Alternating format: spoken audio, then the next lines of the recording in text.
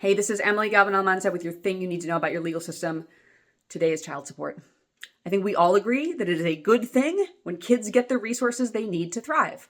But unfortunately, once again, our government has set up a system that is really good at criminalizing poverty and really bad at getting money to kids.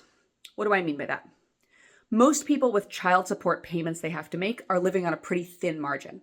85% of them make less than $20,000 a year. And research tells us parents are much more likely to make payments if they can afford those payments. But our systems are not built to adapt to a parent's income. In fact, in many jurisdictions, if a parent gets fired, that's considered their choice, and their child support payment doesn't change even though their income might drop to zero. What happens next? Well, the state lets that debt keep building up and ruins their credit, and possibly even suspends their driver's license so they couldn't drive to a job even if they could get one, or else they'd be arrested for driving on a suspended license, all of which makes this parent less employable and less able to get money to their kid.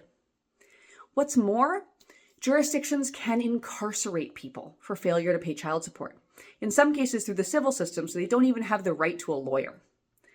Why do we do this? About 25,000 to 90,000 people are experiencing this imprisonment for failure to pay child support. It doesn't make them more able to pay child support. Let's remember the average wage in prison is about 86 cents a day, if you can get a job, certainly not enough to pay child support on. And people after prison are rendered less employable.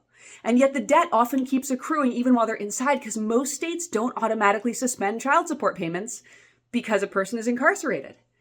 Which is why for a third of dads who are getting out of prison, when they were asked, what are you most worried about? Is it finding housing? Is it finding food? Their number one fear, how am I going to make my child support payments? Hey, this is Emily Galvin Almanza, still talking to you about child support in part 2 of our 2-part information you need to know about what your legal system is really doing when it comes to getting resources to kids. So in the last video, we talked about how the government is really good at criminalizing poverty and throwing parents in jail, and not so great at actually making sure parents can earn money and give that money to their kids. So let's talk about some solutions. It turns out that when you offer people support, they do better. I'm sure you're floored. But there was a major 8-state pilot that offered parents case management and support-seeking modifications of orders. And guess what happened? Parents were more likely to get payment amounts that they could actually afford, and less likely to have warrants issued for their arrest, and less likely to go to jail. Another pilot gave parents case management and basically a lot of help navigating the bureaucracy of how to pay. This increased payments somewhat. This was a pilot in Texas, about 9%. A pilot in San Francisco, though, did a little bit more. They had philanthropists actually just pay off a chunk of people's old child support debt. And when you relieved people of that old debt burden that they were never going to be able to pay, guess what? They started making their payments again. In fact, payments in that pilot went up as much as 28%.